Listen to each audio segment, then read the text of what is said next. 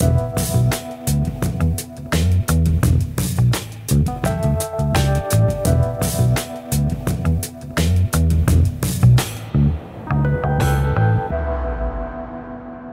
humans and robots. This is David Potter, and welcome to the first episode of Exponential Outlook, where I interview experts and thought leaders in exponential technologies like artificial intelligence, biotech, nanotech, robotics, and the Internet of Things.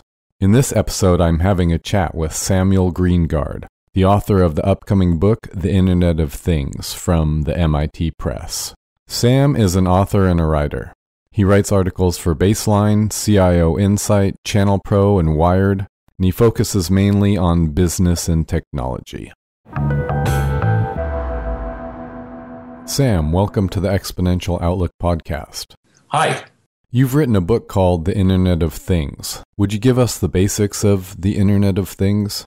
Well, the Internet of Things is about connectivity. It's about connecting devices, things, and that can include digital devices like smartphones, computers, things like that, and also connecting physical objects. So one of the things that is happening is a lot of physical objects are being tagged, or sensors and other equipment are being put into machines and clothing and all sorts of things that allow connectivity at a far greater level than has ever been possible in the past. According to a Stanford University study, there are expected to be almost 1 trillion sensors in the world around 2023. That sounds crazy. I'm not sure, and I don't think anybody at this point really knows exactly what percentage or how many, but the numbers are going to be enormous because when you start connecting devices, you can start to gather information in a far deeper and broader way than is possible. For example, a lot of people misplace their keys. Now there are devices or little chips that you can put on your keychain or in your wallet, and it will actually locate where that wallet or keychain is at using your phone. If their phone isn't working, it can go through peer-to-peer networks. There's all sorts of things like that. I don't want to go off too far in that direction, but I think the thing that's interesting is when you start connecting devices and things, it could be just about anything you can think of. You start to be able to either locate it or gather more information about what is happening at that particular spot.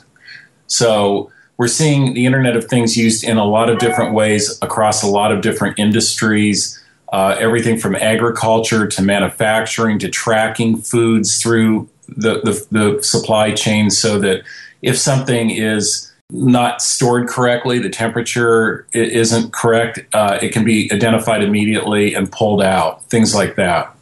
Would the bulk of these sensors be for the manufacturing and business sector or for the common consumer? I would say it's for both. We have the industrial internet, which is something that GE is touting, and they are already equipping engines and motors with equipment that can sense when it's going to fail at a much more accurate rate than has ever been possible in the past. So what that enables is optimizing maintenance, replacing engines before they break. That could even be jet aircraft, things like that. But also designing engines and motors and equipment far better than it's been possible to do. So we have that side of the equation. I mentioned the food tracking. I could give you dozens of other examples, but it's also big on the consumer side. I mean, a lot of people don't realize they're already using the Internet of Things today. I have a Fitbit wristband on my wrist. Most of us have Internet-enabled DVD players now that can stream Netflix. We have remote controls on our smartphones rather than the actual hardware. Some of us are putting in lighting systems and door locks and things like that, even sprinkler systems that work with sensors and have connectivity with other devices or to the internet to enable these kinds of capabilities. How are these sensors powered? Are they battery powered or are they plugged in? Well, it's both. I mean, obviously, if you have a piece of equipment, it can be plugged in and it receives electrical current. But there are also a lot of them using batteries or RFID tags. Some of them are passive RFID that don't really use any current. They just conduct. And so it really depends on the application and what somebody is attempting to do with the equipment, but it can be either or both. How do they transmit that data to somewhere that's useful? A lot of this has to do with wireless technologies, and it can involve Wi-Fi or Bluetooth. It can also include protocols like Zigbee that have been developed specifically for devices. There's a whole array of protocols and technologies that are used, but essentially it's the use of wireless technology, which I wouldn't say is always the case, but the mobile revolution is what has really allowed this to take place. The ability to get data from any place to any place instantaneously. What were some of the more unusual sensors that you came across? Well, I don't know. I mean, I think there's just so many different things going on with these sensors, and some of the more creative ways that sensors are being used in the Internet of Things. For example, there's a football helmet now that when somebody gets tackled, if it hits a certain threshold, it will register and immediately send a notification to a smartphone or to somebody monitoring. And so what that enables is to detect a concussion or what might be a concussion. Somebody, obviously a doctor, needs to check that, or someone else. But things like that, I mean, those are pretty cool, to think about that you're able to monitor a situation like that a lot more effectively. So that might be one that's more unusual. But these sensors are winding up now in clothes. They're winding up all over the place in all sorts of things. And I think the thing that's interesting is a lot of junky applications. This is just kind of the natural technology curve. A lot of stuff that really is junky and useless and will disappear very soon. But there's a lot of great stuff taking place, particularly in healthcare, medicine, transportation, things like that. I mean, we may, within a few years, have a level of connectivity across cars or parking structures, places like that, where we're able to drive to a parking structure and the car can find a spot. Then we would, through the Internet of Things, also pay for the actual time we've used rather than having to put in $5 or $10 a flat fee that probably is more than what we're going to use. So then when we leave, there might be a notification that we're leaving and someone else has that spot available. There are a number of parking apps now. They're not, I would say, highly sophisticated, but these types of technologies are evolving very rapidly, and that's just, one or two examples of what's possible. What type of sensors would they put in clothing? Well, I mean, there's all sorts of things in clothing. It could be anything from fitness bands to track heart rate. For, let's say, if you're a runner, you might go out and it would measure your perspiration level, your heart rate level, things like that, and let you know maybe when it's time to take some water, or if your heart rate's getting too high, or if you're in your heart rate zone. There's a lot of talk right now about embedding sensors in clothing. That could also be used by emergency crews. If they, let's say, go into a building and there's a toxic chemical, perhaps their clothing would turn a certain color, or the sensor would alert someone that there's a problem instantly, that it's detecting some type of chemical or something like that. So there are a lot of uses. A lot of this is kind of being explored at the moment. What sensor do you think might be the most useful for the common person? Well, I mean, I that's hard to say because everybody's so different. Like I said, I've got a Fitbit wristband, and I find it extremely useful because it tracks my activity level. It hits the internet. It uses different applications. It's got its own app on my iPhone, and it also hits my FitnessPal, which is another app. Put in my food, which I can scan with my iPhone using the barcodes, or manually enter the name of a product, and it hits a database and puts in the calories and all the nutritional information. All that comes together, and it shows how I'm doing every day, and whether I'm under or over my caloric intake goal or my nutritional goal or whatever that is. And so I think that's valuable. I think that there are a lot of other uses for these things. I have in my house an internet enabled front porch light. So, for example, that will automatically download the data from the internet about what the sunset is every day and turn on at sunset, and then it goes off at 11:30 at night. I can turn the lights off and on from the phone or from a remote location if I choose. I have a garage door that works the same way. So, there's locks, there's things like that. And so I think it really depends. This home automation area is taking off. And I think, Apple is going to be driving this forward with its framework for all of this. They're supporting this. A number of others that are supporting this. So I think home automation is going to take off in a pretty big way in a few years. It's starting to now, where we're seeing all these products. Can you describe your garage door device a little more? Sounds like something that I need. Well, the garage door, every time it opens or closes, I get a notification on my smartphone. So let's say my kids leave the garage door open, I get an alert after 30 minutes. I could set it for 15 minutes. So if I'm not home and I see the garage door is open, I can close the garage door from wherever I'm at. I mean, it could be across town. It could be somewhere on the other side of the world.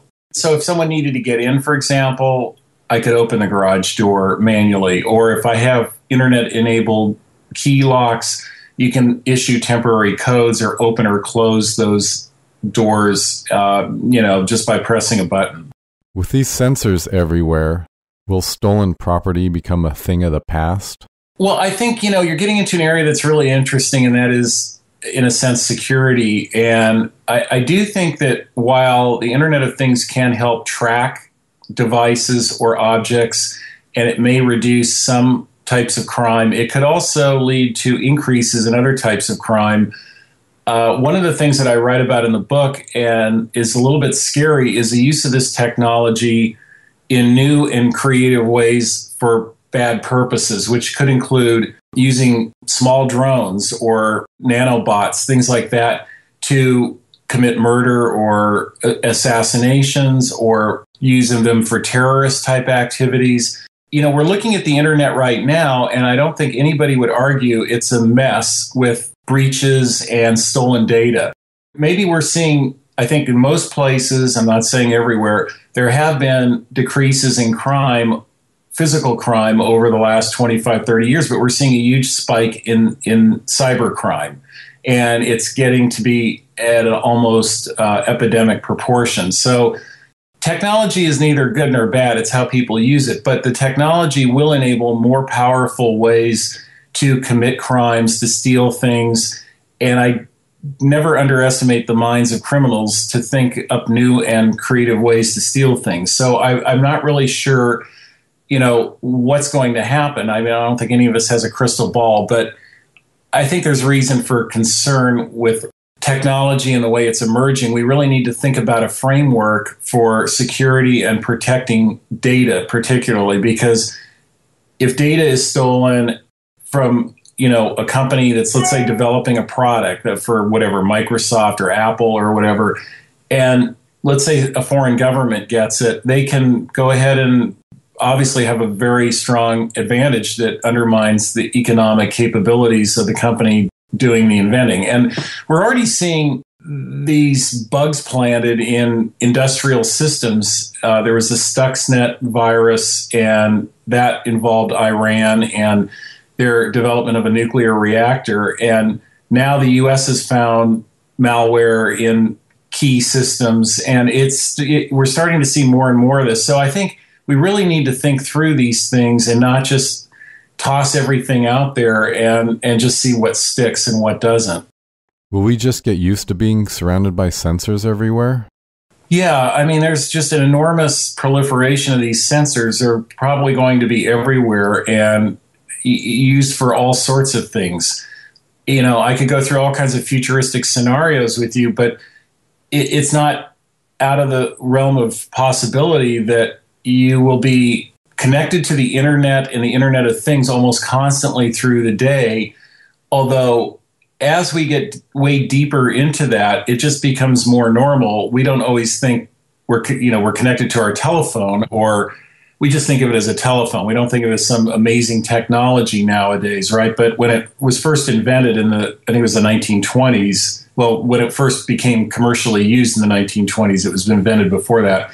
It was pretty spectacular to have a telephone, or the first people who had mobile phones. So this is a little different. It's not just one item, it's a whole array of things. But I think we're going to see this filter into our life in many, many ways. I mean, I've touched on a number of areas, but lots and lots of possibilities in terms of how we buy things, how we go about our daily life, how our houses operate, businesses, automobiles. Further out into the future, we may have a network of self-driving autonomous vehicles. I mean, Google has already developed a vehicle that can drive without any human oversight, and it doesn't crash. I mean, it has not had a collision, as far as I understand. It had one, and it was due to someone else hitting the car, not any fault of the vehicle. So, we're heading more and more towards these highly automated systems, which I think will provide a lot of benefits. But again, there are risks associated with that too. If someone disrupts the network, or if terrorists are able to hack into it. So I think we really have to approach all of these areas very carefully. What will we do with this data overload? Do we all need to become data scientists? I had a Fitbit for a while, but I just stopped checking it. Well, I think that's a good question. I think that will play out over time. I wonder sometimes the same thing that you're asking, because we keep becoming inundated with more and more information and knowledge. A lot of these systems like home automation, I don't think really the consumer needs to worry about anything, because they're going to just be where you walk into a room and the lights turn on or off, or that you use a certain motion or gesture to override that, or a beacon, which is a little device that can track where you're at, or when you're in a room, will be set with certain rules. So I think a lot of that will happen automatically. We're already seeing that. There really isn't a need for a lot of consumer intervention or personal intervention in a lot of these. I mean, like your Fitbit, it's whether you want to read the data. I mean, it gathers the data. You don't have to go through the algorithms or put it into a spreadsheet and analyze all of that. It just gives you a readout. Now, you can take that data and do what you want with it, but it's there. So a lot of these things happen automatically. But I think the thing is that it's a good question you're asking, because, for example, in a larger sense with businesses and governments and society, what are we going to do with all this data? It's an enormous amount of data, and it really requires people to understand what it means, especially if we're going to use it in significant ways in medicine, agriculture, and areas like that. So we're seeing the emergence of data scientists and others who really understand data in a far deeper and broader way than what's occurred in the past. And I think that we're going to see more and more focus on data, but these systems have to be able to process and do things on the back end and not just dump a lot of data on people's laps, obviously, because most of us are not equipped to deal with that. And even those who are, there's just going to be too much data coming in. It really requires coordinating the right data points. In your opinion, which of these sensors have the most potential to change the world? Well, I think, when you look at smartphones, that's probably the nexus point for all of this. And when Apple introduced the iPhone, I think it was in 2007, if I recall correctly, that was sort of a game changer, because it put all these different sensors. And since then, they've only expanded, but there are a lot of sensors in these phones now, and there probably will be a lot more in the future. And they're able to do a lot of things that replace a lot of different devices. And when you start to combine sensors like that, it's not a 1 + 1 = 2 equation. In some cases, it's a 1 + 1 = 10 equation. It starts to exponentially increase the possibilities. So I think the smartphones are critical. I do think that RFID technology has been critical with this. That is the ability to put active and passive tags on devices. These are being used now extensively in the business world and in manufacturing and healthcare and other places. Radically changes the ability to know where things are at, how things are being used, the time and motion between different events. And when you start to understand all that, you can start to design far more efficient work processes, business processes, things like that. So, yeah, I think that RFID, I would say, is critical with this, the smartphones. And like I said before, the wireless technologies have enabled this. They've really allowed these capabilities to take place because to have an Internet of Things, you have to have data moving in real time. And to have data moving in real time, you have to have mobility, and you have to have cloud-type computing systems that are highly elastic and highly flexible. Your book, The Internet of Things, comes out soon. Where can people find it? Well, the book should be out by the end of the month, this being March. I think it's slated for March 27th. And it's available at Amazon, and I'm sure all the usual suspects. So, just, I guess, keep your eyes out. I think it's an interesting book because it doesn't delve into the technicalities of this too much. It's more of a primer for the Internet of Things, really understanding what it is, how it works, and looking at how it may play out over the next 10 to 20 years. How can people follow what you're doing, Sam? Well, I have a website, www.greengard.com. And it's Greengard. So that's one starting point. Twitter, I'm Sam the Writer. Like I said, I write for Baseline, CIO Insight. I've got articles online all the time. Now that your book is coming out, what are you excited about next? Well, actually, I write a lot of articles on this topic. I'm writing an article right now for one of the business publications about smart devices. So I do cover this area, and it is evolving and changing rapidly. I just think it's an interesting area. I think, from a technology standpoint, it's really cool what we're able to do nowadays. And some of these capabilities are just amazing. And in medicine, we're going to see the nexus of 3D printing and the Internet of Things and a number of other areas where we can probably dive further into amazing levels of medical care that weren't possible in the past, or putting sensors in our bodies and knowing when there's a problem far earlier than in the past. So I think all of that's really exciting. Thank you, Sam, for spending your time on Exponential Outlook. I really appreciate it. Well, thank you. I appreciate it. Thank you for listening to the Exponential Outlook podcast. The show notes for this episode and a link to Sam's book can be found at exponentialoutlook.com. Please stay tuned for more interviews about exponential technology.